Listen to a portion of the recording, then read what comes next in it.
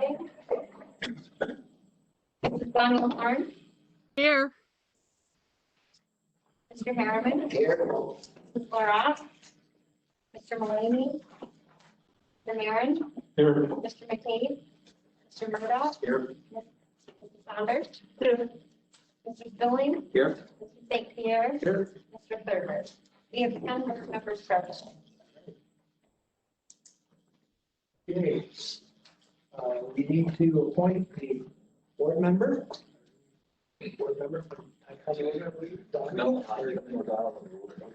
Oh, Ms. Garland. Oh, that's right. That's right. Okay, that, We've had an emergency, couldn't make it tonight, although she had planned on being here. A motion to appoint Donna Merrill. Bruce, and the second guy, Larry. All those in favor? Aye. Opposed? Carried. Need a motion to go into executive session? Motion. Back on motion, second with Aaron. Please read the reasons. Yes, President St. Pierre, this evening up for an executive session. We're requesting it regarding number 3, a matter related to investigation. Number 4, some potential proposed or pending litigation. Number 5, a matter of collective negotiation pursuant to Article 14 of the Civil Service Law, known as the Taylor Law. And a matter number 6 related to the collective negotiation, the medical, financial, credit, or employment history of persons. So there are multiple items related to these issues on the agenda. Okay, so did we vote already? No, we have a motion and a second. Okay, all those in favor? Aye. Opposed? Carried. Now executive session. Okay. So I will ask, it's just.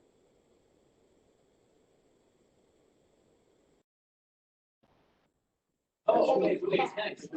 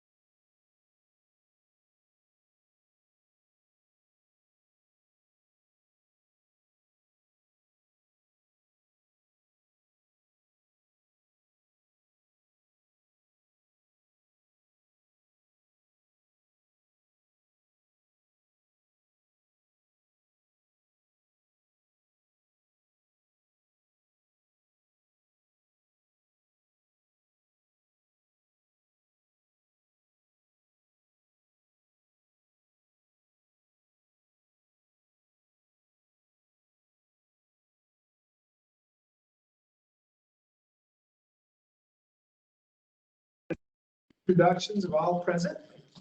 Here. Matt Slattery, CVES. Carrie Calabrese Gray, CVES. Well, CVES. Michelle Friedman, CVES. Alex St. Pierre, CVES. Right, I guess we got everybody. Okay, Mr. St. Pierre, we do have several attendees online as well. That's right. So just to pause for a minute, in addition to our board members, we have added two individuals, Miss Amy Campbell, who is our future, is our Assistant Superintendent of Educational Services. And also on the screen is Miss Sarah Paquette, who's currently, Mr. Marin is here with Beekmantown. Welcome to both. So thank you for joining us electronically. Are you waiting goodbye? Well, I'm happy for her. Oh. There we go. So thank you. 6, service. Yes. So, so this evening, we are going to pause for a minute, and we've added a couple of special acknowledgements. And we're titling it Recognition of Service. The first acknowledgement, and as the board may be aware, and part of our newsletter that or a weekly update that we shared, is we shared some special recognition, and a regional award that was bestowed on one of our colleagues. As one of our CV Tech director, Mrs. Friedman, as our was notified that she has been and was awarded it is the Woman of Distinction. It's 2021 Woman of Distinction for Educators by New York State Assemblyman Billy Jones. So just to acknowledge, the news release from Assemblyman Jones says Michelle has received several regional awards in the past that have commended her on her amazing work, such as You Matter, the You Matter initiative across the CV Tech campuses, and her ongoing commitment to unifying staff, faculty, and students to ensure the best possible environment and education for her students and staff. Her proclamation from the New York State Assembly is pictured at the left. So that was part of our distribution. It's an amazing proclamation as well. And she was nominated for this prestigious award by CVES's principals as a testament to her leadership and dedication to CV Tech students and programs. Congratulations, Mrs. Friedman. Thank you. Thank you. And so with that special acknowledgement, we do have a second acknowledgement that we would like to share this evening. And this is something that the board is just being made aware of. And the person that's being acknowledged is not aware of it currently. So I would just share with you that we're going to share. So Ms. Gagne-Horn, we're going to ask you to read a statement momentarily and say both Ms. Gagne-Horn and I are on the Rural Schools Association Board of Directors. And so with that said, and they have annual awards that are provided at the Rural Schools Conference in July. And so we're going to ask Ms. Gagne-Horn to read a nomination for one of the awards by the Rural Schools Association for 2021. So Ms. Gagne-Horn, we're going to turn the floor over to you for a minute here now. Thank you. The nomination is for the New York State Rural Schools Association Award, the 2021 Appreciation Award. And the following nomination was submitted to the NYS Rural Schools Association 2021 Annual Award on behalf of CVES BOCES, Mr. St. Pierre, the CVES BOCES Board President, myself as a board member and RSA board member, and the entire CVES board, and Dr. Mark Davey, of course, our superintendent and RSA board member. The RSA 2021 Appreciation Award, the nomination is for Mr. Larry Barcombe for the Rural Schools Appreciation Award. Mr. Barcombe is well qualified for this award. He's definitely a person who warrants recognition for special contributions to New York State's rural schools. Larry's career in service of rural public education began 35 years ago when he served on the Shazy Central Rural Schools Board of Education for 16 years from 1986 to 2001, 4 of those as its president. He served on the Champlain Valley Educational Services BOCES board for 29 years, since 1992 to present, 23 years as our BOCES board president. He recently stepped down as president to serve as a member, paving the way for the transition to our current CVES board president, Mr. Michael Mitch St. Pierre. It's been a smooth transfer of duties since Larry and Mitch have served on the CVES board together for over 25 years. Mitch, Forever. Mitch St. Pierre said of Mr. Barcombe, he's the epitome of public service, having devoted 35 years to the students, faculty, staff, administrators, and boards of education of the entire North Country. He possesses a wealth of experience, knowledge, and resources that'll surely be missed. As a CVES board, BOCES district superintendent, I have worked closely with Mr. Barcombe for the past 8 years, and I would describe him as a strong leader who is also a consensus builder and caring student advocate. He's built and maintained strong relationships with our 16 component school districts and their boards of education over his many years of service. I'm the third BOCES district superintendent that has had the pleasure of working with Larry. He previously collaborated with former district superintendents Dr. Craig King, 15 years, Mr. James Briglin for 6 years. Larry's commitment to local government is evident in his government public service, serving on the Champlain, New York Town Council for 2 years and as Town of Champlain Town Supervisor for the past 16 years. This comes after his lifetime career of owning and operating a successful dairy farm. Suffice it to say that Larry Barcombe has been a very busy person and has been a devoted family man with decades of service to our North Country rural communities as a businessman, government official, and as an educational leader. For all these reasons, I firmly believe that Mr. Larry Barcombe is truly deserving of the Rural Schools Association's Appreciation Award for his many years of dedicated and distinguished service and educational leadership to New York State's rural schools. Dr. Davey, I believe you got a phone call from our director, David Little, and if you'd like to report that result, please. Sure, and I would. And Mr. Little was the Rural Schools Executive Director, informed me that Mr. Barcombe, you were going to be awarded the Rural Schools 2021 Appreciation Award. You're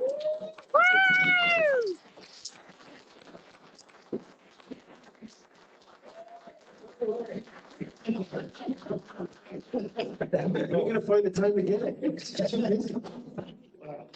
I'm slow enough. It's been a journey that I've enjoyed.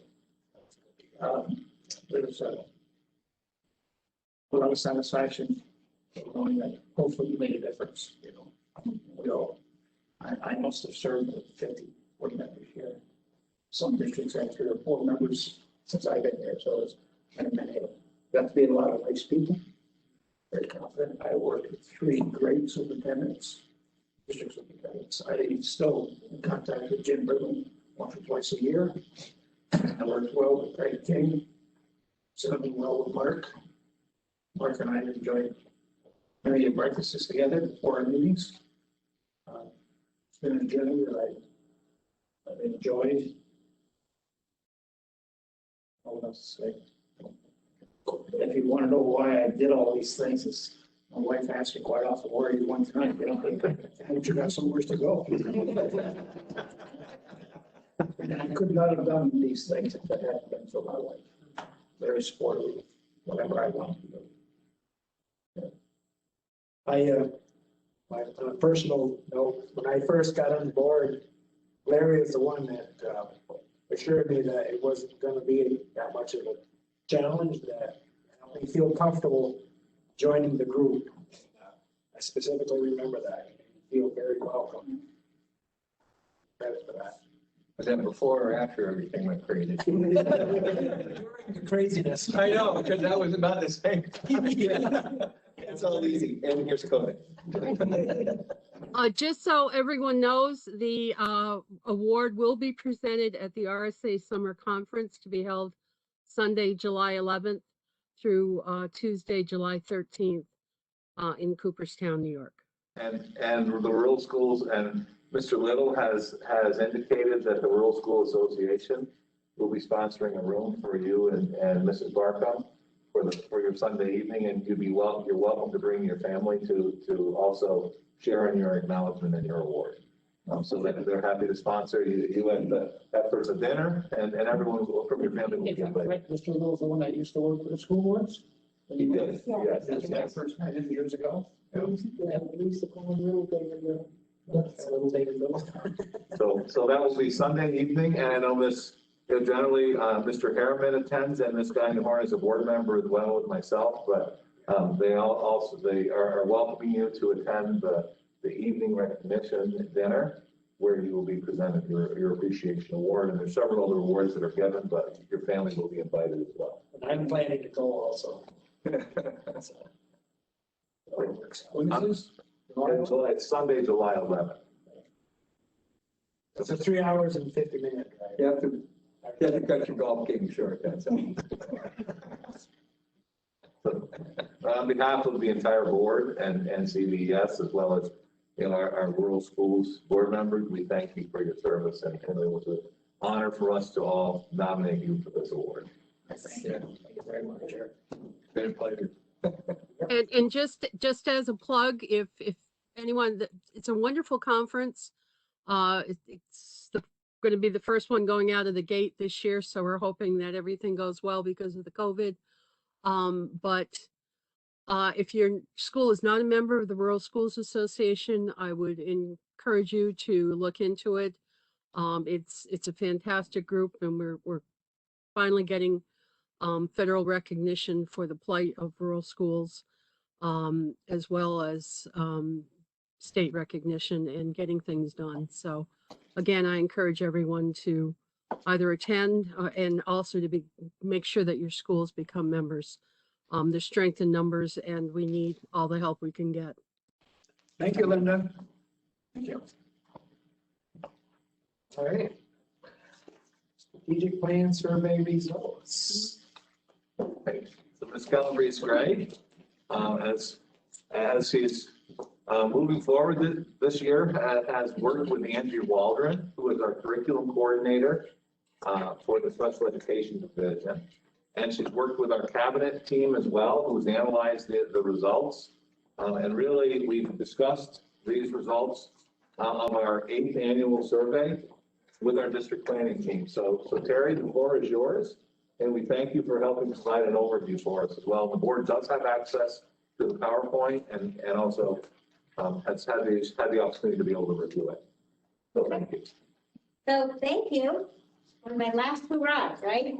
I was hoping somebody else who usually is in Amanda's position and Jay Landry's position would be doing this, but they're not, so that's okay.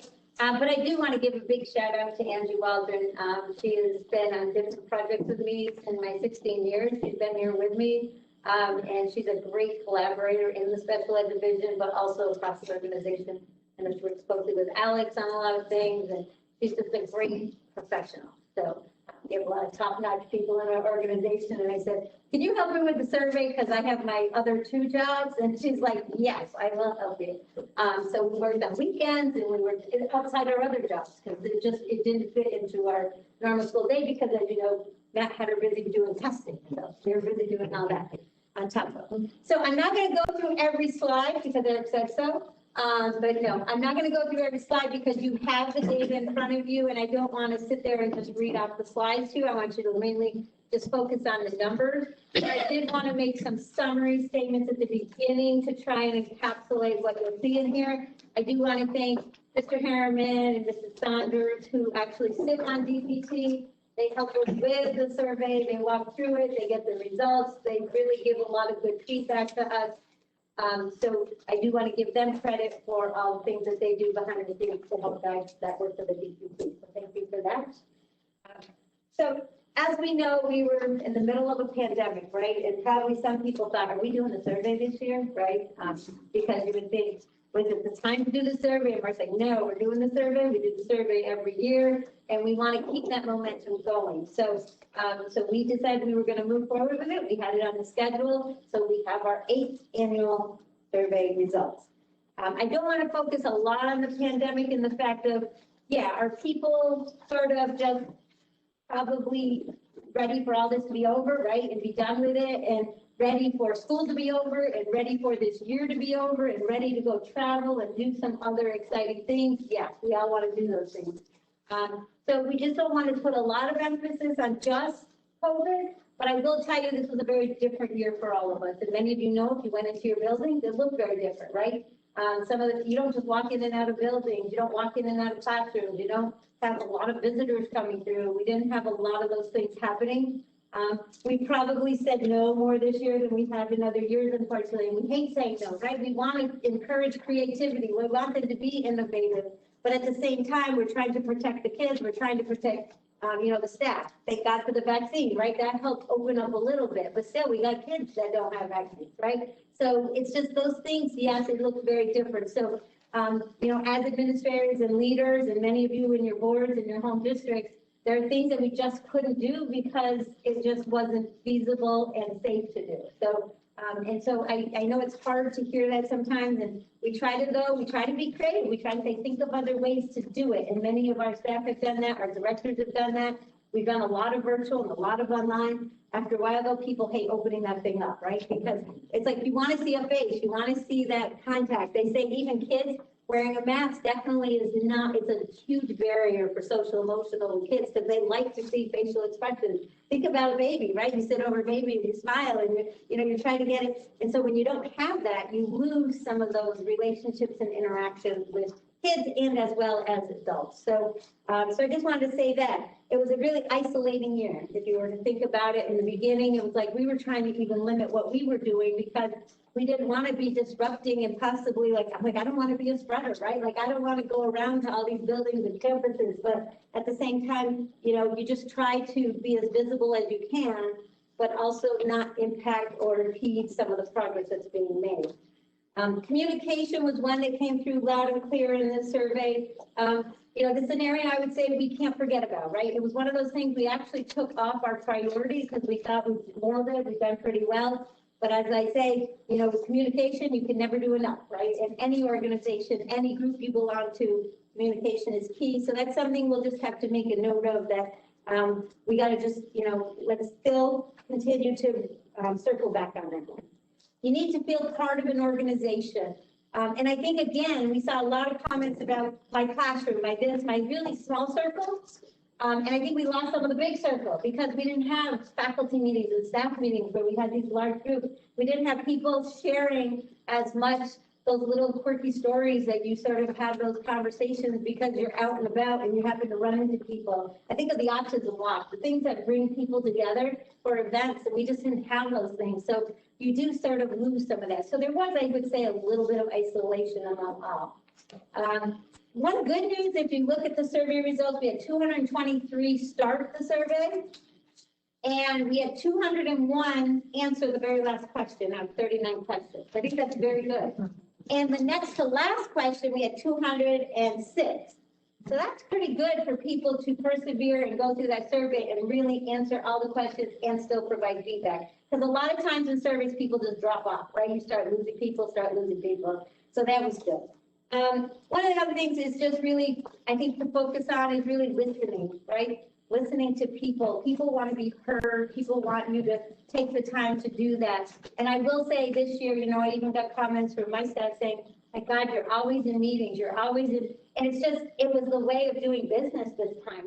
Usually we are out and about and we can be more visible. But this year it was like, you have this, you have that. We're meeting with Essex County Health Department, Clinton County Health Department. You started adding all those things up and you this group and that group. It just seemed like sometimes you're like, oh my God, we have too many meetings. But I will say, it really strengthened our relationships with those entities that we never had before. So I think a lot of good has come out of it, but at the same time, you sort of like that balance of how do you navigate that and walk that and meet the needs of everybody. So anyway, those were my overall comments. So again, I'm not going to go through these one by one, but if you look at, I'll go through the slides real quick, just some of them, except my clicker's not advancing. So Alex, did we try Too this? far away.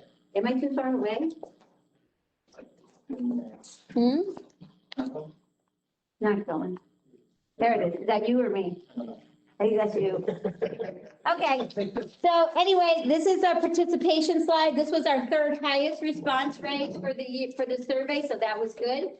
If we go to the priorities and strategies, Alex? I don't know. Carrie, do you want to do it or do you want Al? I can do it if you want. I'll stand up here. I don't know what's wrong with them. Is it plugged in? Okay. We'll see. Sorry, people that are on a mic and I'm scraping across the thing. Okay, so let's see. So priorities and strategies, just a reminder, this is our list of priorities and strategies.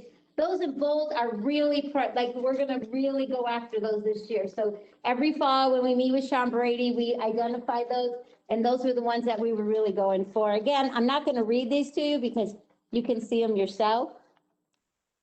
Okay, now what's going on? What's wrong with this? Our technology is failing. Really low. Yeah, there's too much talking about. I know. Can I move this? You think that'll work? There we go. See, it's like magic. Okay, so lead, attract, support, develop high-quality employees. So I have the freedom to use my experience and expertise. So still, I think we're doing pretty darn good, right? We're up almost to 90. How many places can say that? Pretty good, I'd say. Getting frustrated. Still not working.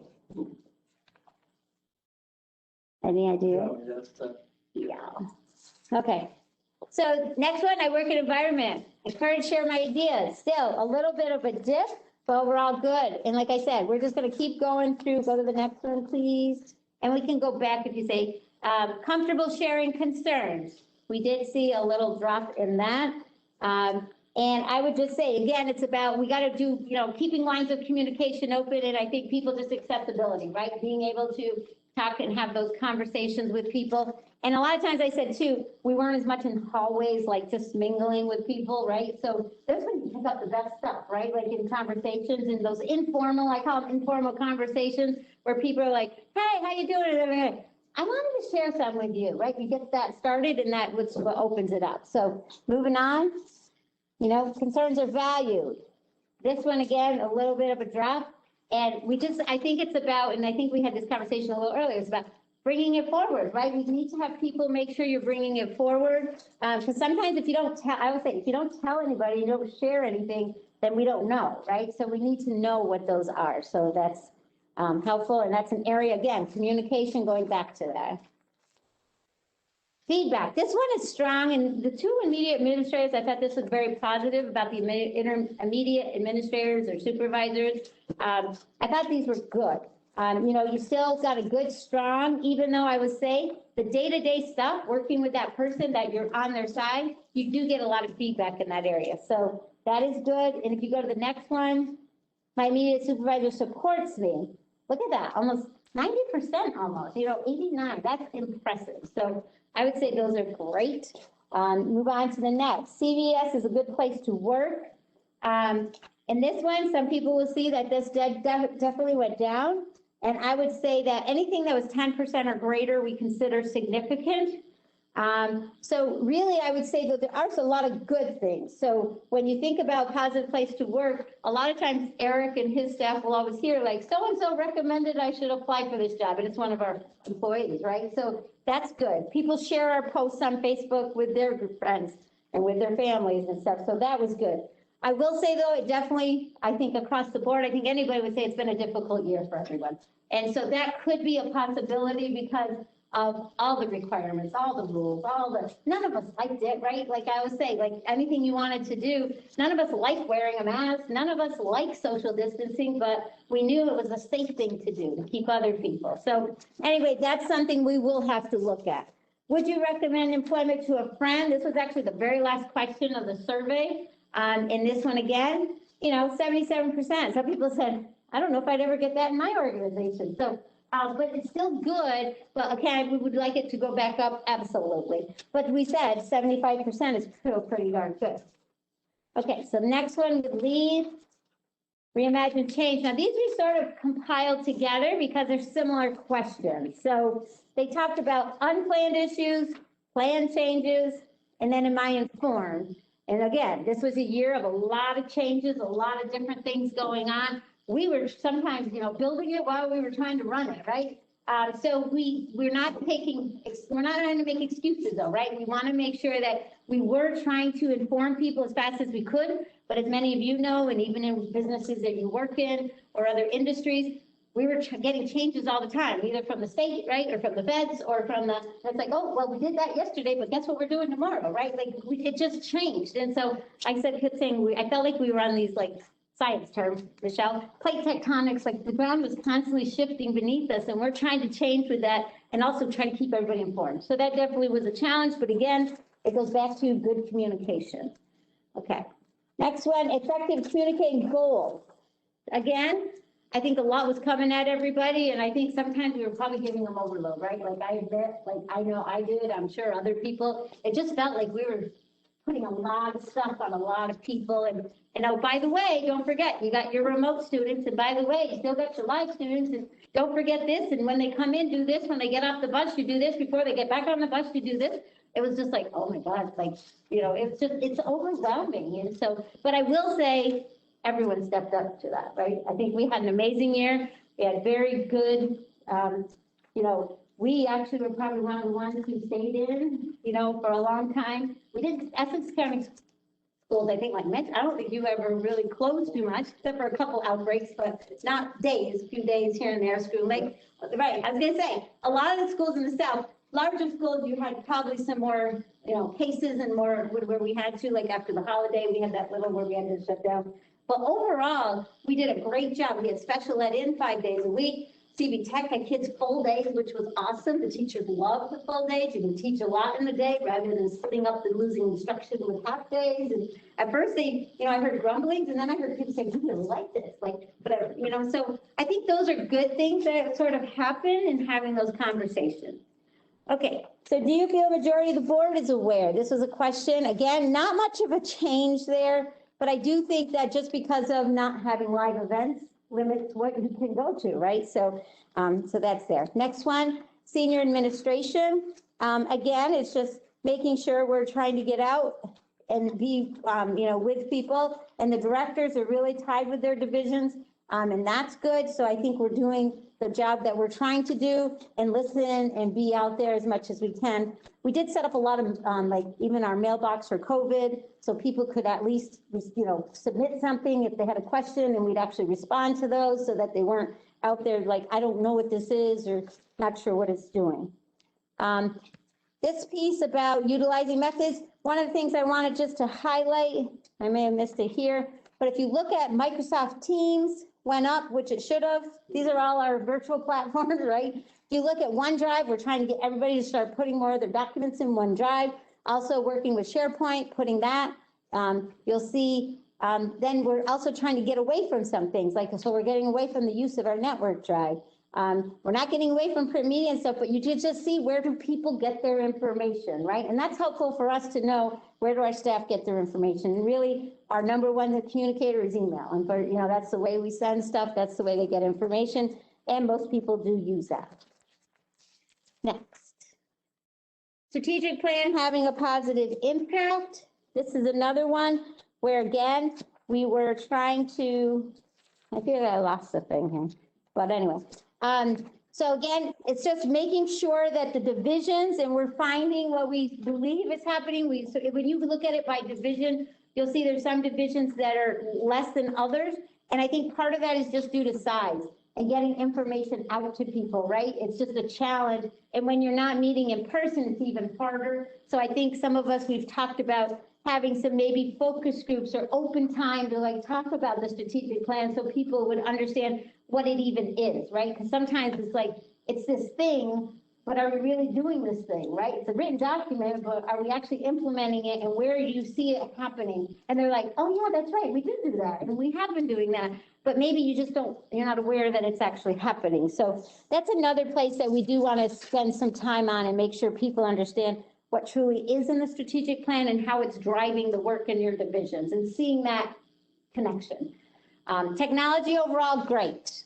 I will say I added up, Alex gave me some numbers, and actually this year we have over 513 devices deployed, whether it's teachers, TAs, OTs, PTs, clerical staff. We're able to go on a day and we can shut down and be remote and be operating the next day. That's good news. We also have deployed a lot of devices to students, right? Whether it's CV Tech, it's special ed, it's students in the Partners in Transition program, it's students who are incarcerated and, one work story. Like there's a lot of things, a lot of devices that are out there helping students as well as helping our staff. So if we had to, go to that remote, we could easily able to do that. And lots of requests. So I would say between O&M and technology, think about it. It probably went times how much, right? Between cleaning, fogging rooms, like I remember the first part of the year was like, rooms are fogged, get them out of the room, got to fog the room, got to do this, got to wipe this down, got to clean that. And so O&M had a huge, and by the way, that's in the middle of the capital project, right? So that's not to mention that. And then you had construction workers who have to abide by our rules, right? So that definitely was a challenge, but then also the technology, you got a lot more devices, people using devices, we got parents calling, my kid can't get on, right? So you're trying to like walk people through all that. So I would say the number of tickets for O&M and for tech went way up too. And I think Alex would vouch for that. But I just think that because of that, it's just impossible to do as much as we did. But when you're staying in the 80%, 80%, we were at 90%. That's awesome considering, because I didn't hear that. And I did hear some frustrations other places. And I will say in ours, it was like people were turning them right around. And it's like, so that was a heavy lift. Keep going. You can go. Keep going. There you go. So professional learning, shared decision-making, that's an area, again, I think it's more the definition of what shared decision-making is. And we've been saying this for a while. That would be a question. All right, I said that would be something I would look at if I were on the committee next year. We've been talking about it, but that's something we should look at for the following year. We just rolled over the survey this year because we felt like we didn't want to make major changes, but it's something to look at in the future, because when I say shared decision-making, I think in my 12-month unit people, they don't know, they think, oh yeah, you share decisions, right? But then in this education side of the world, we think of the regulation through the state education department, that's a whole other thing. But I think people are answering it the way they think they should answer it, but I don't know if they really, and if you say don't know, 25% don't know. So I think there's a lot of confusion there. So I think that should be clarified or redone. Professional learning, you'll just see, and you can go to the next page. It just really what responses we did, and Angie categorized them around certain areas. And I don't think any of those top areas would surprise you, right? And if you look at it, I bet you that's a lot of what your district's doing around some of the professional development and trainings that you're doing. So those are there, and those will be utilized. We do have the more specific list, but we just didn't want to share that all with you. We can keep moving on. I'm trying to go, I don't want to, like I said, I don't want to spend time on every single slide. Social emotional, just read through those. These are great, about feeling safe at work, free from violence. Like I remember free from violence, that was a very touchy question a few years ago where people were like, oh my God, because there was a lot going on outside in the world. But I think with capital project, working on our entries, and making sure that people are being vetted before walking into a building, I think that made a big difference. And I think that is outstanding. So good news and kudos there to everybody. Workplace hazards addressed, great, still, 86%, that's outstanding. A lot of places may not say that. Here's some information that we look at every year and spend some time on is the bullying and harassment. So this one was, and we tried to get it, and I like how Angie did this. She got it all in one slide so you can sort of follow the story. So if you look, I've experienced bullying in the last year. We actually did not have a significant shift in percent. We went from 15% to 16%. We went from 37 yes last year to 33 yes this year, although we did have less people take it this year. So we really didn't change the needle there. If you look at where are they being, who is doing the bullying, 90% staff members, 20% other in 2020. In this past year, it was 90.63, if I can see, and 12.5%. And it's because some people may have felt like they were bullied by different groups, two groups, right? They could have been a staff member and it could have been another. So then if you go down below the arrow, this was a good news story right here. We went from 22.5% saying they reported to 41.94. That's outstanding. And we've been saying that to people though.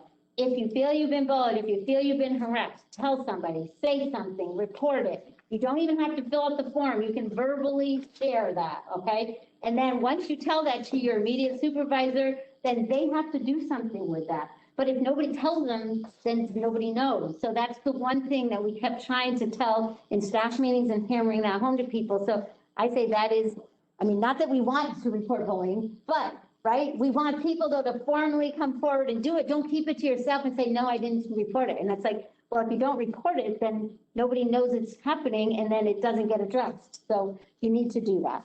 So same thing with the harassment side. So you just look at those again, almost exact numbers, like percentage wise there. And you'll see this one, there were a few more people who did report it last year and then also reported it this year.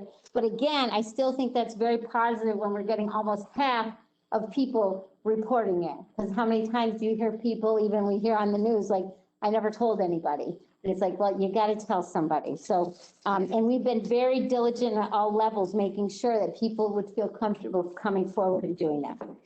Okay, these are great news too. This is an awesome one. People love working with their coworkers. That's a good thing, right?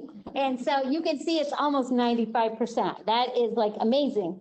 All I got on there is a smiley face for my comments because, yes, but still, well, some people don't like their assignment 1 year, like, I mean, Matt type of one of but you know, they may not, you know what I mean? Because there's a lot of dynamics, but overall, like that is something that came through on the comments, like just over and over again of how they really like their team, you know? So, so that was positive. Capital project. This one is interesting because this used to be a really like low one that people like said, my cost is too small, my this, my that, my that. But this time it was like, wow, it went up. And I'm like, so again, I think part of that is the capital project. And people are feeling like they know there's limitations as to change in space, right? Because, you know, of course, in our, you know, WAF center, we would not want the classrooms we have, right? But we inherited it from when it was built, right? So you can't just start taking out concrete walls and making it, you know, then we lose classrooms and whatever. So the point is, though, that it's people feel like the organization is trying to make things better. They're giving them better meeting room space. It's more convenient to have those things. Michelle's got more meeting room space, conference room space for people. They like the flow more of the traffic. They like, so I think people are seeing that, and I think that's making a big difference with our folks. Okay, so summary, just real quick. You can read through those, but you know, freedom to be creative, that's awesome. You know, coworker support, immediate administrator, outstanding, feeling like they're connected. I think those are great things. Again, communication, we're working on some of those things a little bit better and trying to get that up. Because I say, we can't lose sight of communication, even though it's not like one of the major ones. It may come up again or it may stay down, but regardless, we have to keep doing that. Okay. So any of those you can look through and look at. Did I lose you? No, I'm pretty much, I'm not going to read them all to them. Areas that we think we need to reach, you'll see an overall arching statement at the top. Continued focus on engagement across the organization around the strategic planning process and how it impacts the day-to-day decisions and operations. And I think that's a key next year is, and we talked about these little focus groups or these little like chats, right? Coffee, whatever you want to call them, breakfast with, whatever. Not that you'd have food, but just having some events to really have some of those conversations, not so with a well-defined agenda and all, like that formal thing. So we think maybe we do that. I told Mark he could do like a little, road show, like go around and just sort of be available and, a team be available to just answer some questions. Anyway, high quality staff, getting to a root cause, that's another thing that we want to get better at, is finding out what is it that's really, causing, why you're leaving, right? If you're going to be leaving our organization, Eric makes sure he tries to get an exit interview with everyone leaving to find out, like, what was it? And it may not be something even with the organization. It could just be a promotion or some other great opportunity they have. So anyway, you can read through those again, moving forward with the capital project, all those things. But share internally, externally, we always do that, but we'll continue. Also, don't forget, we have 2 superintendents on our strategic EPT, which is great. We have Scott Osborne and Josh Meyer, so that's good because they're in there.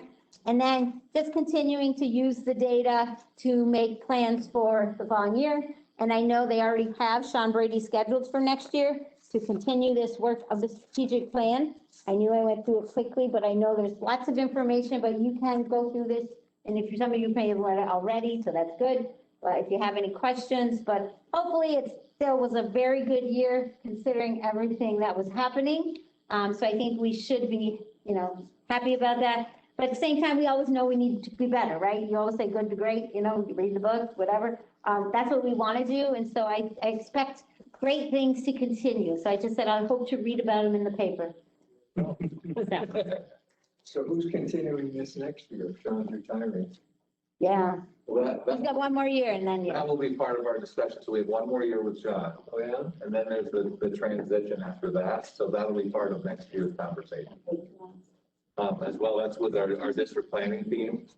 And again, we have many of our leaders who've been part of this process since its beginning. So our goal is to keep the established model, continue to weigh in on the important issues, and then to also keep it viable and moving forward. Beyond Sean, are you looking for another facilitator for that? Perhaps. There is some advantage to have an outside person who comes in so that for example, I'm part of the process, I'm not running the process. Right. Or ask some of our team members, and could we do it internally? We could, but there is also some advantages to having someone who can assist us in this. So that way there's not, there's impartiality support, and the person can then provide a neutral perspective about how to help us move forward. We approached him for our district and said, no, he couldn't do it because he's retiring. But I didn't know, our superintendent talked to him, I didn't know if he asked him, hey, could you recommend anybody or what? Because it is, we've had board members say, oh, I know so-and-so could do that, but it's either internal or it's local. And I said, really, that was one of the advantages with Sean, that he had no connection. Right. Right, You know, when we walked in the room, it was, when I looked around, I don't know about Terry, it was like, oh my God, how are we gonna get this group of personalities to agree on anything? Yeah. And he did it. He's awesome about it. Yeah, he didn't. That's why- any of us. That's why I recommended him to our board, after having dealt with him. Unfortunately, we're late to the party. Well, yeah, so we'll explore that, and there may be, I know there are some other folks out there. I'm sure. But again, there's some key philosophies about his attributes to help make him successful with us. Oh, yeah. But he's having similar successes elsewhere, so we will do our homework. Yeah. And bring that forward with our team, and we want to keep the initiative going. Absolutely. I know we've got some new staff members on as well, with Sarah and Amy. And with that said, this is a little bit more in-depth process for us to analyze this in detail every year and really look introspectively and then work on that improvement. The board takes it seriously. They also participate in a retreat each year with our strategic planner. So you've been an active supporter and participant as well. And again, I think it will be important for us to revisit why this is important and how it helps and why the feedback is important and the participation with our staff. Because there's a tendency sometimes to say, well, it's always the strategic plan again. Yeah, there's updates, and each year things change. And with that said, look at our capital project. That was a strategic planning initiative identified. It took us a few years, but we've got a $30 million capital project that's moving forward and nearing completion. The CTE equipment reserve and all of the plan, I mean, we serendipitously, we received money because there was planning in place, and now we've put it in place to move things forward. So there's visible results. Oh, yeah. But again, and so I think the commitment's there, and so we want to keep it going. That's what I was explaining to my board is, listen, this is not a one-shot deal. This is, analyzing what happens during the year and pointing out problems and working on those problems the following year and picking up and continuing with that. So I think it's important that we keep it going. Yeah, agreed. Agreed. So Terry? Everybody works hard on it. Virtually not since the beginning. I'd say everybody works. And it's really an interesting process to watch. Because you've got all levels from administration down to, we've had custodial workers on this committee. I think And everybody gets listened to respectfully. it's borne fruit, I mean, it's been very productive. Right. I won't say we all agree. Well, We're all respectful. If you do, there's usually a problem. Yeah, that's true. There's too many yes people in. Somebody will be track. sure about that. All right, so Okay, move on. So thank you, everyone. Terry, thank you, and Angie for helping us pull this together and analyze the data and cabinet. Thank you for your feedback. And what's going to happen now is that our divisional teams are working on their data, and now we'll be bringing it together and providing a summary overview of the year as this is applied, and we look at our wrap up for our accomplishments and then some planning recommendations for next year. So one more strategic plan presentation as we wrap up. Thank you. Project updates. So I'm going to turn the floor over to Mr. Bell. You've had some updates about, and regular newsletters and other pieces. I know, Mr. Bell, you've worked with our construction team to be able to put together a few additional pictures and snapshots. So we can turn it over to you as well. Thank you. Thank you, Dr. David. In collaboration with Dr. David, we want to bring you an update of where we are in our South building. That's our prime focus right now. Really our big push to move out of ISC. Our lease ends at the end of September. Our push is to try to wrap up construction as close to September 1 as possible, leaving that 30-day buffer. So we want to give you the highlights of where are we today. So we took some pictures really from Monday until today to provide you an update of where we're at. So here's a look at the roof. The board approved a change order a couple of months ago to replace the roof on our south building. That work has begun. All the materials on site, they've already begun the roof work. By the end of this week, they're going to be done the full west side of that roof. The east side will start shortly thereafter. As long as the weather stays going well, we'll wrap it up and have the weather tight by the end of next week. A little bit delayed. It might be because of the size of the file. Let me try it one more time. Might skip the next one. This is a look at NICEAG. We had a long conversation about NICEAG here at the board level. We're getting very concerned. We submitted our NICEAG plan. We had discussions with them last summer and into the fall, and then we officially submitted our plan December 1st. After a long delay, they finally got back to us, and after they responded back to us and approved our plan, we were able to rapidly get them scheduled to be on site. So in a matter of just a few weeks from approval to on site, you can see they erected a new pole. They began the underground trenching. They've been there every day this week doing that. This was a big piece because it's holding up our site work. There was a large high voltage underground wire that had to be moved for the work of real to put a new bridge in. Our second entrance, which is coming out from River Street Extension, had to be paused until that was moved. So this will allow us to stay on schedule. So a very welcome site to see NICEAG there. And it was also part of we had new transformers coming in as part of our normal construction anyway. So all that is in progress and should be on schedule to allow us to move forward with site work and also our electric for the south building. Might skip it quickly. Here's a look at what you see on the right-hand side is an interior view of that new entrance. You can see it's all framed out. That'll be the new entrance to the south building facing to the east. On the top left, that is just the same view, but backed up and zoomed out. That's where the doors will go. We have storefront doors and a security vestibule in that area. Bottom left is the work on the exterior stairs on the south side of our building. And then that middle picture is a look inside those stairs. You can see they've already poured concrete on the floors. We're progressing well in that area, and that gets you up to our second floor, which will show you some images of that as well. Jumping up to the second floor, you can see here, this is a view from the north side of our second floor. The hangar doors are behind this image, and the full second floor has now been poured, all concrete's laid, wide open space. What you see in the distance is an elevator shaft. That's what the large steel work is there. And just beyond that is a data closet, and beyond that is where our electrical room in the far corner is going, because we moved our electrical room upstairs. Big space. Yes, it is, wide open. More views of that second floor. You can see more of a progress photo. The top left is a view from inside the conference area when they were hanging bar joists. As you move across to the next top middle, that was pre-pour. So you can see the decking there and then the rebar. So little progress photos of pouring that second floor. Quite an impressive operation. Very well done. Subcontractor to Murnane, Rossetti did the work, but they did a phenomenal job, and Murnane was there to support it. This is a view from standing on the south side of the building, looking towards that new pour, and that's the hangar doors straight ahead. Now look inside the conference space. So this is what we're calling the LGI, large group instruction area, as well as our conference space that can be divided up into 5 rooms. Here's a view from the corner looking across it. A lot of equipment in your way. That's actually fireproofing equipment, because all of the decking above gets fireproof. So that way it contains any fire that's on the first floor, doesn't spread to the second.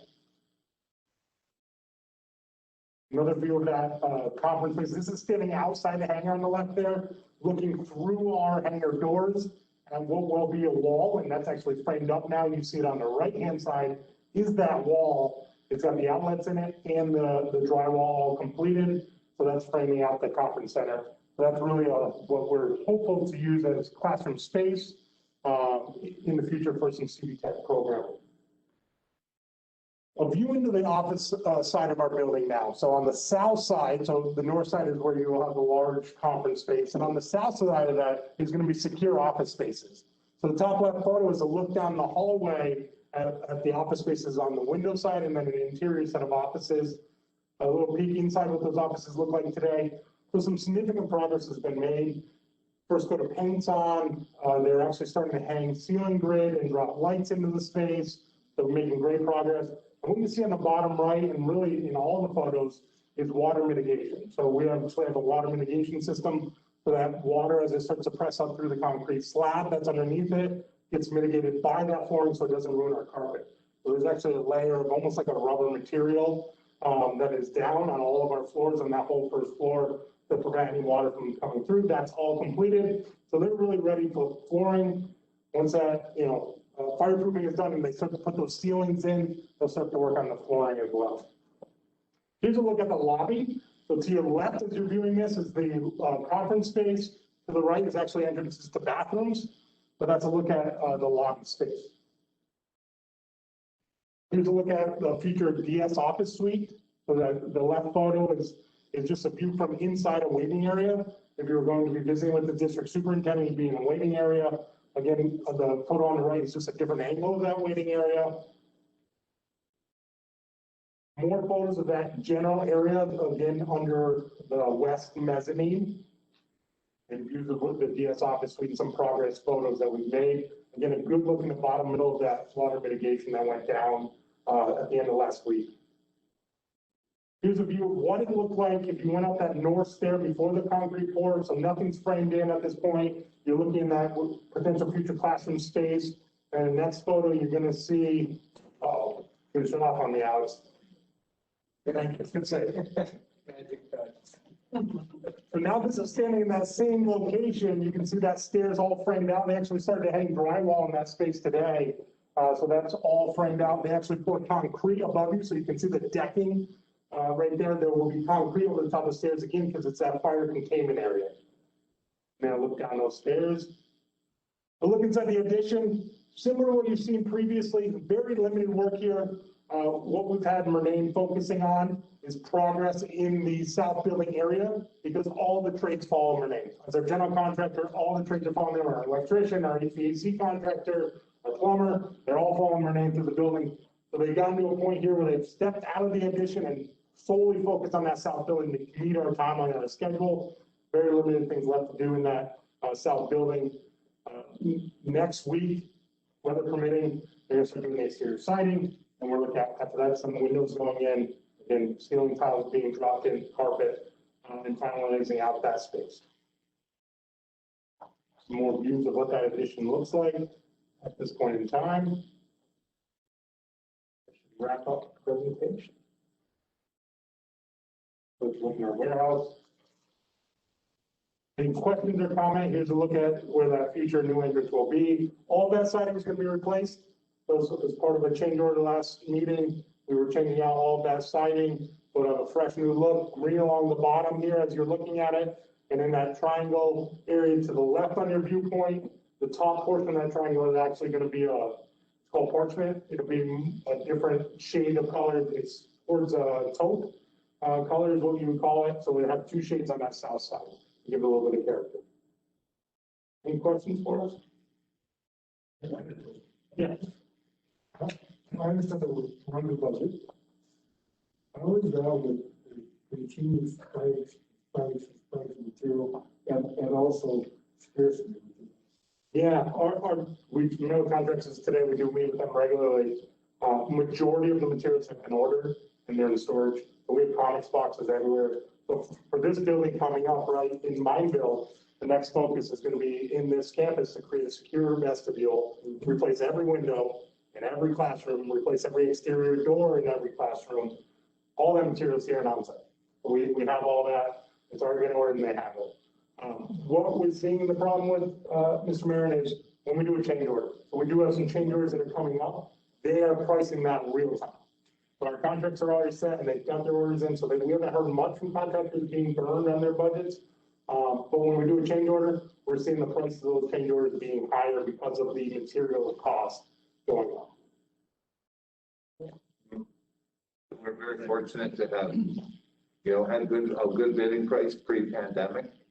And then to have then had the ability to order the materials exactly before the prices have gone to the roof.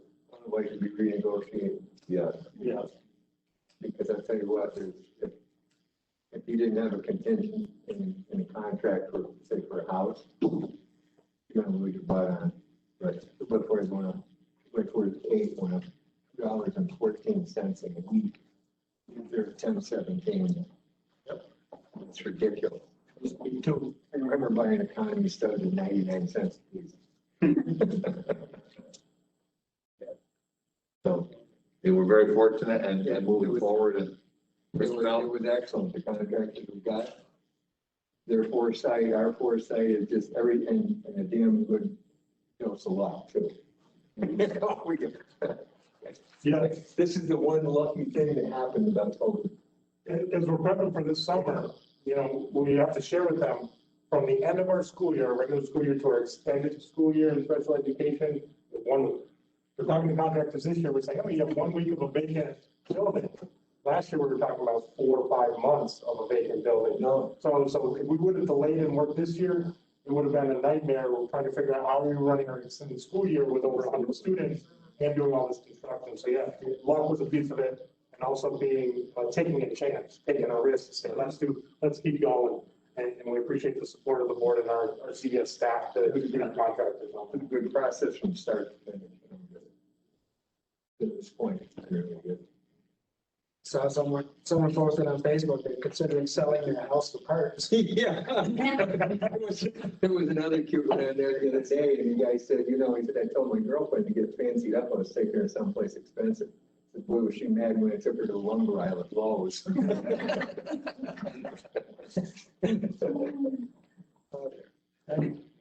So now, audit committee. We're at the audit committee. Yes. Okay, turn it over to Mr. Bell. Yeah. Yes, well, we just had an audit committee meeting. Thank you to our audit committee members who participated. A good report. And Mr. Bell, I'll just ask you to summarize it for us. Yeah, so our auditor from Weston Company came in, Amy Peter was there. We typically have Andy and Mike. They were on site a couple of weeks ago, at the end of April, did their pre-visit audit of us, went very well. Amy shared that.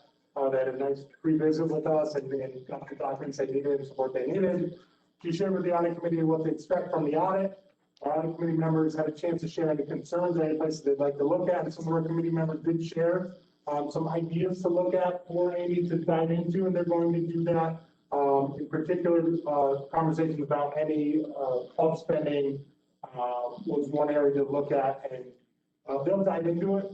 There was a lot less this year with COVID, so there won't be that much to look at. They will be here at the end of August. They'll come back and meet with the audit committee in October, and then come to see the board in October as well for that final report. Expect it to be a good visit, and we had a lot of discussion about it's a partnership with our auditors. You know, we grow from them, they grow from us as well, but we really get information from them because they do audit other BOCES as well. So we always ask them, the first thing we ask them is, what would you learn in the other BOCES afterwards? And they're very willing to share and free to do so, and we always want to make sure that we're doing the things we are doing the best we can. We talked about unemployment, some of the unemployment claims that we've been seeing. So CVES has had multiple fraudulent claims that came in on our employees who did not file it. Over 40 of those have come into CVES. So that was discussed at the audit committee. We've also had employees who have filed claims, or over 50 of them that we are challenging, and we're working through that process. So we did give the audit committee an update on that, and that'll be continuing discussion with that group as we go forward. And then lastly, we talked about our reserve plan and funding reserves. As we set the plan for that June board meeting, we had an in-depth discussion about all of our reserves. And in particular, we discussed our TRS reserve, which is limited at 2% funding every single year. We've been able to fund it for 2 years in a row. The recommendation is to fund it for the third year in a row. It does take 5 years to fully fund that reserve, with the limitation of the 2% per year for a maximum of 10% at any one time. So that's a recommendation that'll be coming forward to the board in June. The other reserve that we discussed was the employee benefit accrued liability reserve. EBLAR, as you often hear it, our current reserve balance is about $600,000, and we're asking for up to $400,000 to fund that reserve, depending on where our surpluses are at this year. So that'll be a recommendation coming to the board in June, and that will get us to about $1 million in the reserve. Our liability is 1.6 million. So our liability still is greater than what we have. And that liability has jumped based on recent negotiations due to sick leave finance that have been put in the contracts for great reasons, because there was a little give and take on those. So this would be to fund those liabilities that we know we have coming, and start to plan for the future and continue to progressively fund that reserve going into the future. So that came from the audit committee. We had a great discussion on it, some great questions back and forth, and that's something that the board will see coming up in June. That was the discussion for me. Great, and just one final update, and that is just that we did hear from the comptroller's office. So if you could, Mr. Bell, they have been scheduled to be conducting an audit of us currently. Due to the pandemic and our construction, that was put on hold.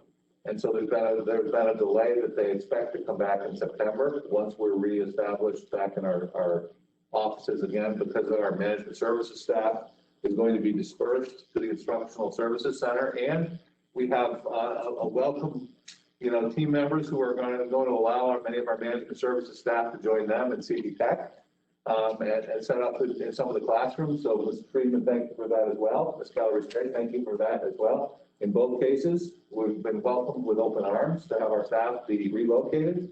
And the comptroller's office said they prefer to wait until we're back and established before they come back and complete the audit. So We've been just, moving for a long time. here you go.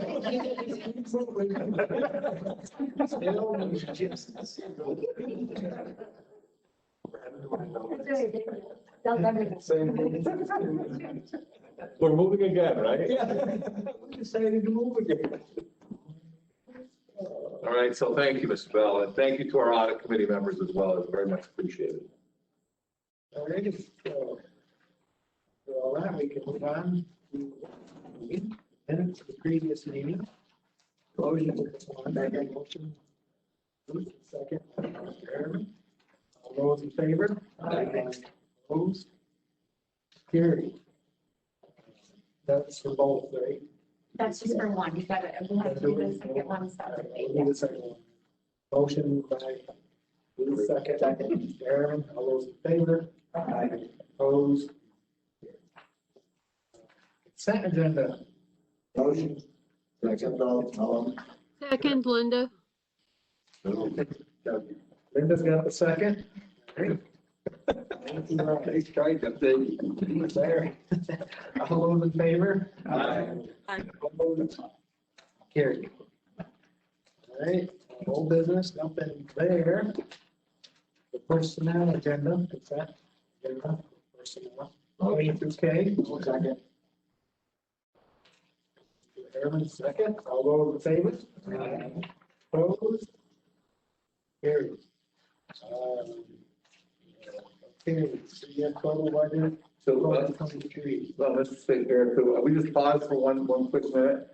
We do have, as part of the personnel agenda that you just approved, we have a retirement. It was enclosure number 12 for Louise O'Connell, who's been a teaching assistant with us. The effective date will be November 24th, 2021. She's has been 20 years of dedicated service with us. So we want to acknowledge her service and her contributions and say thank you, Ms. O'Connell. And we wish her well in her upcoming retirement. We want to acknowledge her and say thank you.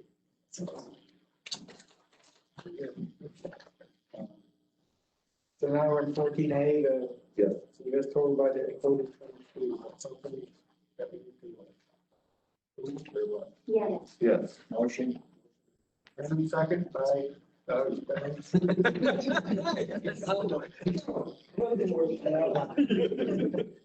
All those in favor?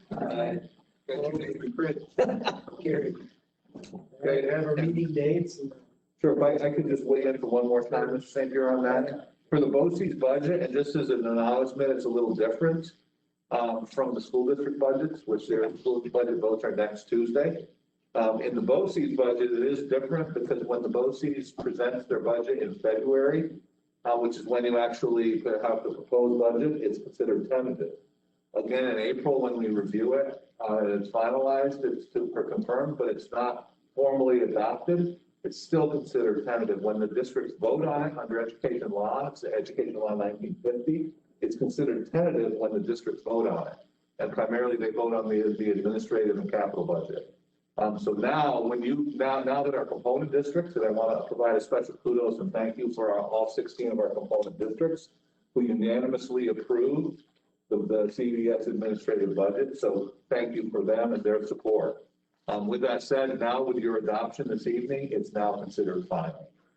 So it is different than the normal Board of Education budgets, but again, it is all prescribed very specifically in Education Law 1950. Thank you. All right. 14C, the request for approval. It's 25.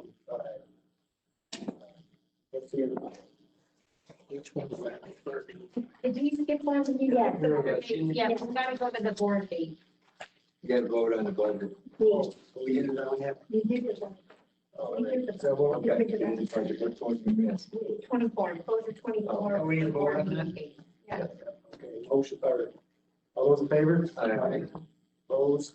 I did not get that. The motion in second, can you repeat that, please? Doug motion. Okay.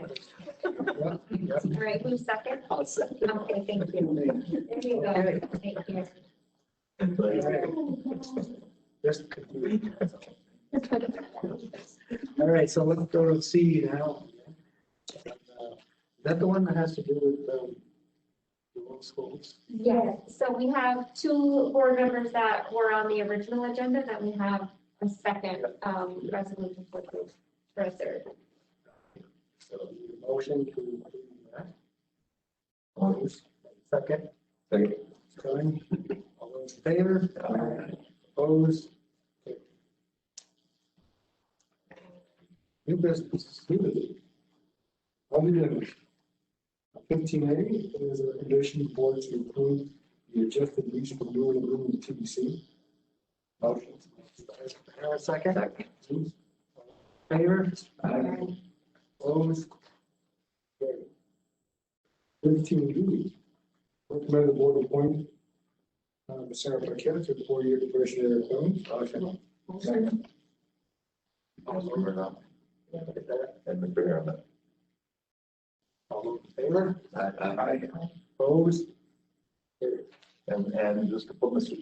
St. Pierre, Ms. Paquette is actually on our WebEx as well. That's right. So we want to offer you congratulations on your appointment.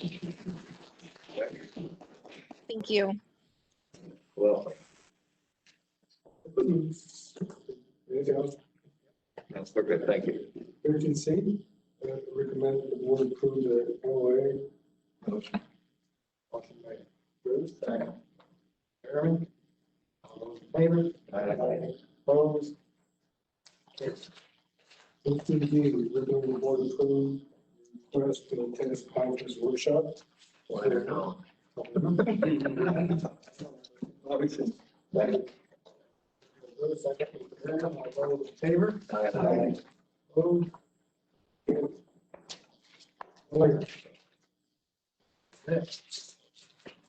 So, I have a question about the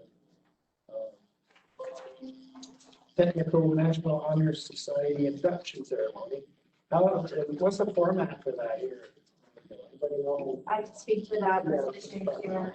Right now, our Mineville inductees will be inducted at the Mariah Central School Auditorium on the 20th, right? 20th. Yeah. If you are interested in attending, we would need you to RSVP to Dr. Davies' office. And we have to keep it under the maximum set by the Mariah Central School District. So we're not sure how many additional spots we have before we would send out invitation. If you can come, great, and if not, but we will need to know, we can put you on the guest list. And if we do hit our cap, we may have to make some adjustments to that guest list. As far as the Plattsburgh ceremony, that will be on Monday, the 24th. We originally were going to have one ceremony at the West Side Ballroom until we were notified on Monday that they miscalculated their maximum occupancy because of COVID. Yeah, I love this pandemic. I hope it goes on for at least. Oh, yeah, right. Anyway, what we will be doing is splitting the group of inductees into two groups, and we will be having two sessions, a 5:30 and a 7:30, so that we can celebrate the students in person and not extend the maximum capacity.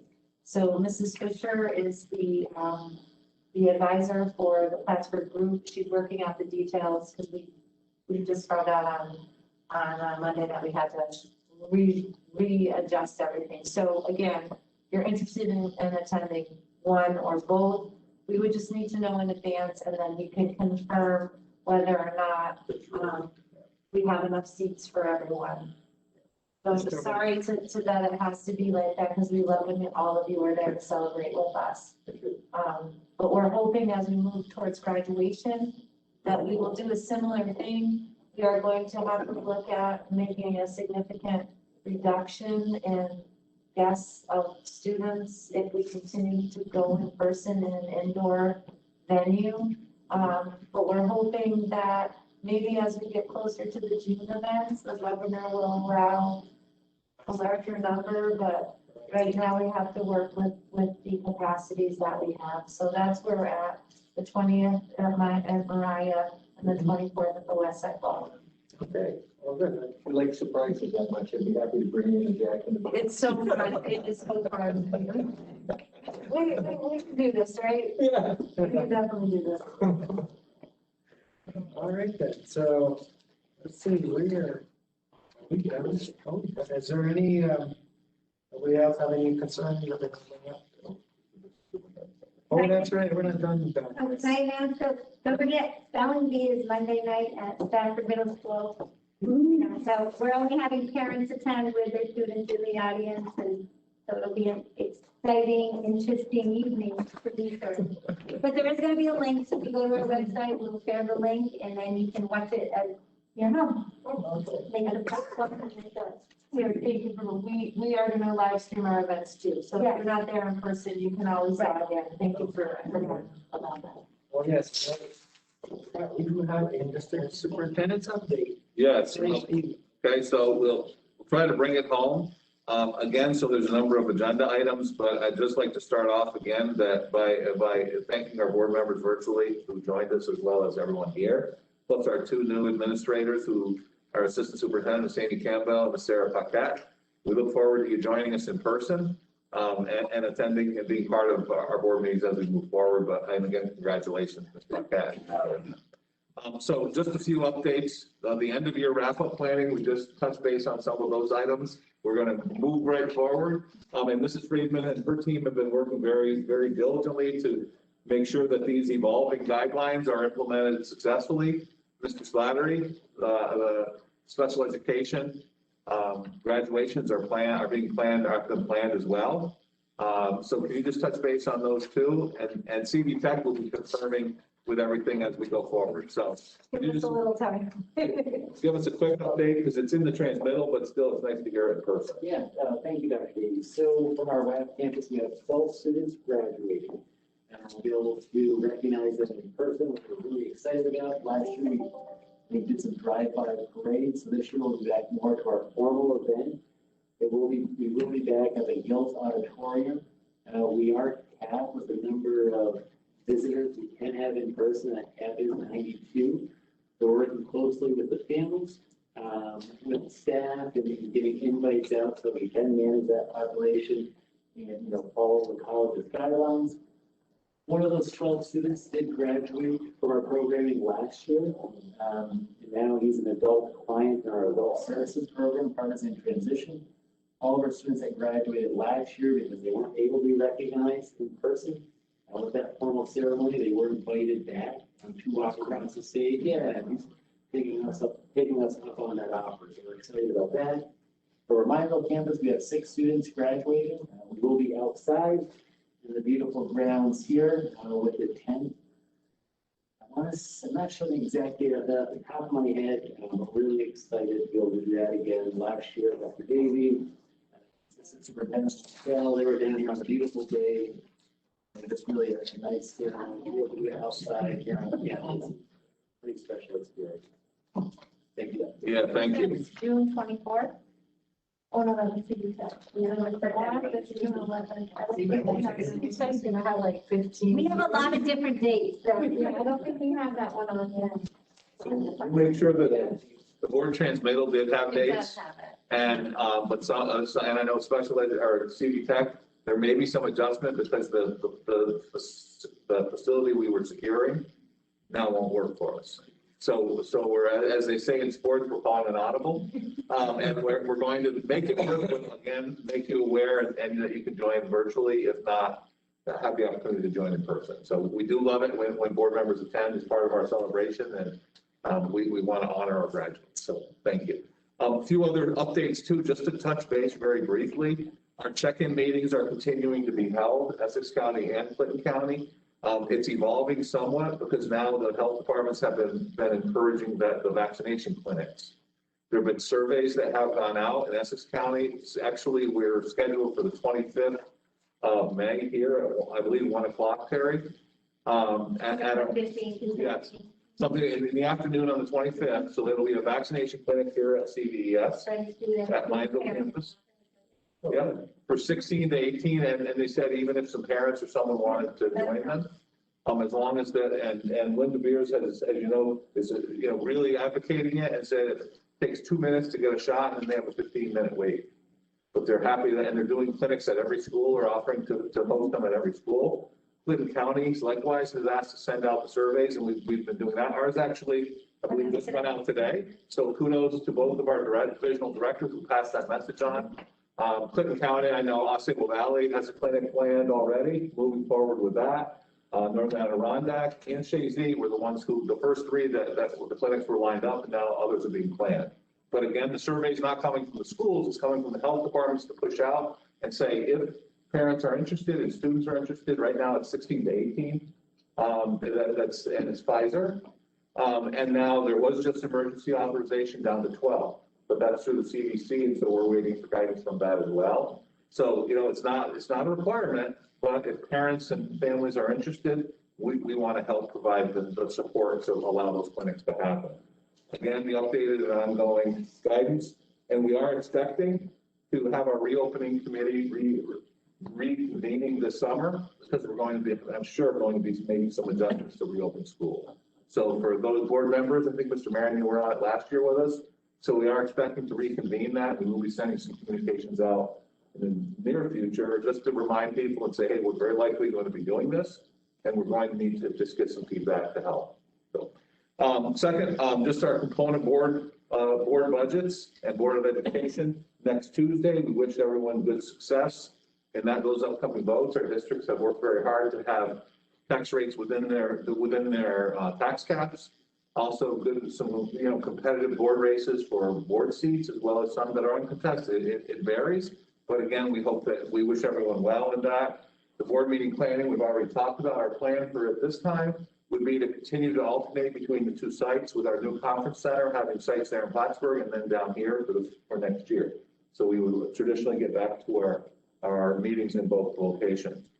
Lastly, I just wanted to share too included for item number 4, there was information in your transmittal about the DF meeting summary.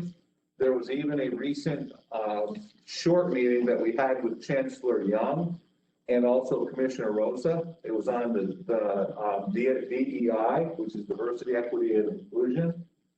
They met with us last Friday at 2:00 and said, we want to outline and share with you that this policy is going to be recommended for approval at the Board of Regents meeting.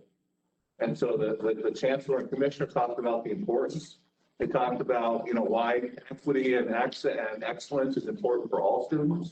And also that they believe there's a moral imperative that as a state education, that they believe they have the policy, the authority, but also the need to be able to send that message. And then they ask for the districts to provide their local support within their authority.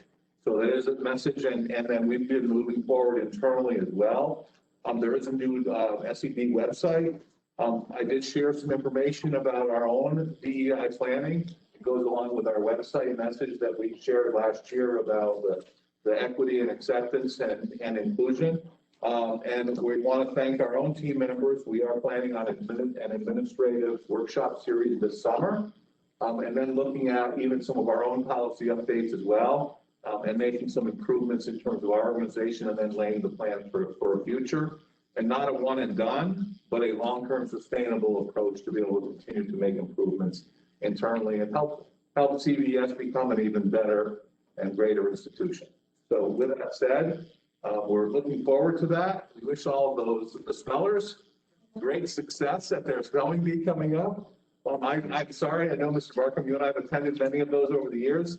I'm not sure I would have made it past the first round, but with that said, or at least the second. But with that said, we've got some great spellers, and we wish all of those students success, and we appreciate everybody's support. So thank you all. Conclude your update. Yes, any motions to? Hello, Mitch. Mitch, one thing. Oh, sure. Hold on, please. I just think the board would like to congratulate Alex for his outstanding work in going on to educational courses and getting A's in both of them, and thank him for the outstanding job he does for us all the time for our technology. I think he deserves a round of applause, and I think he needs our thank you. You're setting the bar high, Mr. St. Peter. Check later. Thank you for that. Is that it? We still got the motion hanging there. We got a motion. We got a second. All those in favor? Aye. Carried. Thank you, everyone. Thank you. Congratulations.